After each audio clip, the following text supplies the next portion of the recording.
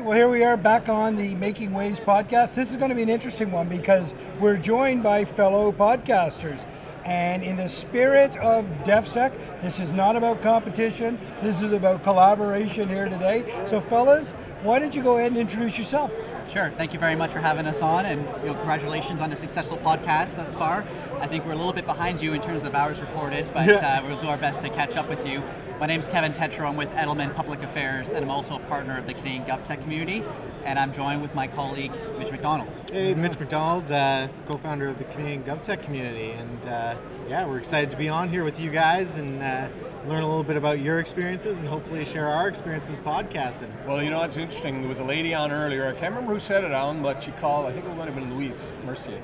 Co-opetition. This is why we want you on. This is co-opetition is what this is. This is fantastic, guys. So Jerry and I always we're two fellas from Newfoundland, so we always like to dive a little bit deeper before we get into the conversation around what you're doing. So where are you from? I'm from Ottawa. Don't hate me for it. No. He lived in Ottawa. I lived in Ottawa, yeah. I visited there more time than I can mention. Your whole life in Ottawa? Yeah, born and raised in Ottawa, and that's where we currently are. Right on. How about yourself? Born and raised in Ottawa, but spent some time in Miami, Florida, and a little bit of time in New Brunswick, too. Tell me about Miami. What brought you down there? Sailing. I was a professional sailor. See, this is cool. How about New Brunswick? Family property there, so that's been in my mother's side of the family for about 62 years. Right on. You got a little bit of Atlantic Canadian a little blood in Atlantic. you. That's fantastic. So, Jerry, why don't you tell them a little bit about our podcast? Well, so Making Waves is what we are doing right now. But in December, Alan and I started a podcast called Gale Force Winds. We had been chatting through the pandemic, and Alan and I were together in the Navy 35 years ago, grew up in St. John's. Alan lives in PEI, I live in St. John's. We decided that why don't we bring a guest in? So we did, we named it, and I guess the rest is history. We're starting to get a lot of requests to do this type of thing, and I think having you guys on is interesting to us. We want to mentor, despite the fact we're only 8 months into it. We are a little bit older than you guys, so we've been around the business world. Well, I didn't think it was going to go that direction. I didn't think we were going to talk about our age here. But I had to tell you, Jerry and I started this to tell inspirational stories, to provide some, positive messaging throughout the pandemic. And I got to tell you, we've learned more about ourselves and people that we're engaging with than we could have ever imagined. It's a really amazing experience, and to take it into a defense and security trade show, it's pretty special, right? Yeah. Because we're tapping into people, where they come from, and kind of making those connections, and then finding out about what they do. So that's kind of what we do. What do you guys do? Mitch, you want to take a stab? Yeah, sure, I'll take a stab at it. So basically, GovTech speared off. We ran a host of events last year. I think it was last year, pandemic time, right? I know. Moves at light speed. But we hosted a couple of events in GovTech, and they were quite successful, and we kind of saw a hole in the market of bringing tech companies together with the government and really creating interactions. And we always partnered up with universities, different universities around the country, to kind of provide an interesting take on it and create those conversations.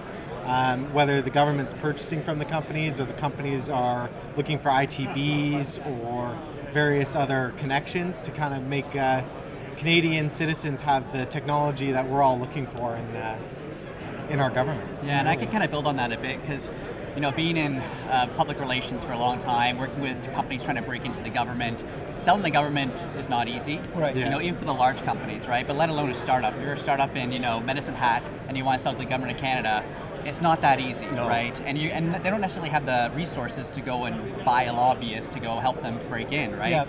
So we decided to try to connect everyone on neutral ground, and it's not about selling, it's about government telling people what they're working on, and companies telling them how they can help meet those needs. And that's what we try to achieve through the summits that we had, wherein we had provinces and the federal government, the Department of National Defense, for instance, presenting on their projects and priorities, and then companies responding to them and trying to say how they can help, particularly in the Canadian startup community. So that's what we're doing. And initially we started with summits, so these 12-hour-long summits that were kind of insanely long. Yeah. And now we've quite a project. And now we kind of broke them into pieces. So as opposed to having 12-hour event, instead we'll have provincial CIOs coming on, telling them about telling us about what they're working on, and maybe an industry partner coming in and saying how they're So helping make you're those saying needs. you had a 12-hour online event? Yep. 12 hours. 12 straight. hours. Three of Because we them, three of had them. West Coast and we had East Coast. We covered the full day on both. And participants would usually be on for how long? We had some participants stay on for quite whole a thing. few hours. Wow.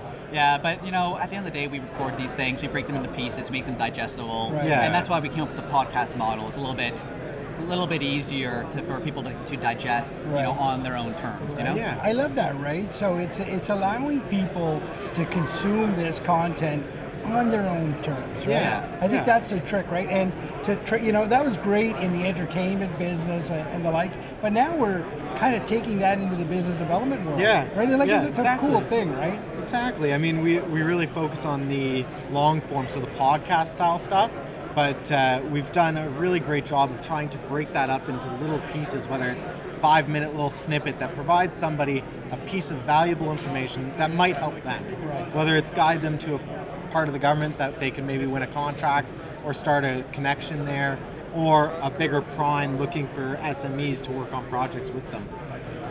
I tell you, one of the things that I enjoy the most about our podcast is that Jerry and I started off by getting to know the person a little bit. I find that really drops a lot of the barriers right away. Do you guys do a similar thing? Sometimes, yeah, it just depends on the person, but I mean, we had Coding for Veterans on recently. I saw you guys had him Yeah, on recently we did. too. Yeah. But he was a great in terms of telling the story. So I find it really interesting to try and get the story from somebody about the company. Yeah. It also helps it kind of bring it down to earth, and especially if he's a bigger guy, like bigger company and everything, kind of has some of the small businesses can look and see what they did, see their story, see how they got to where they are sometimes. Well, it's interesting, thinking about Genoa Design and them inviting us to do this.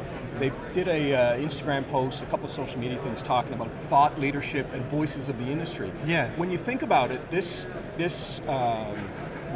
group of people come together and then they kind of fade away.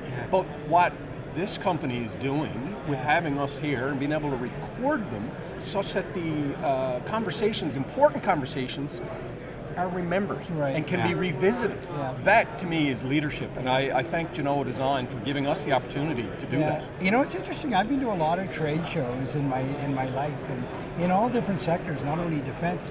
I've never seen anything like this. This kind of live conversation being recorded. As Jerry says, it's kind of a neat, I think it's going to be a new model that might find itself, because I can tell you what Design here has done is it allowed a lot of people into the conversation with just the barriers dropped, saying where the opportunities exist, what they're excited about. I mean, that's fantastic stuff. Right. Yeah, I think at the end of the day, it's all about building community, and that's the one thing we learned last year when we were holding events, and we've done a lot of events too, right? Yeah. And to be honest, they were quite often, if you're doing a standalone event, they're absolutely painful to do because you have to invite people, right? Yeah. So what we decided to do is, opposed to building up an event every single time, which is awful, we are building a community on social media and whatnot, so we don't need to actually go invite anybody anymore. They're already there in one already spot. there, yeah. We publish our content and everyone can get it. I can relate to that, Kevin, because sometimes it's hard enough just to get the one speaker to come on for the podcast, let alone trying to make an event out of it. Yeah. But your card says Canadian GovTech community, so you're living it. You're walking the walk, you're walking the talk. Community is what you're doing. Yeah. Well, I can tell you, this is the first time we've ever had podcasters on. Yeah. It's been a real pleasure to meet both of you, and I wish you all the success. I hope there's some collaboration in our future. For sure, And we I hope think there's we've got a lot of synergies here. I'm glad stopped, and I'm glad we're into this conversation. Thanks very Thanks much. for having Yeah, us. thank you so much, guys. You guys. Cheers.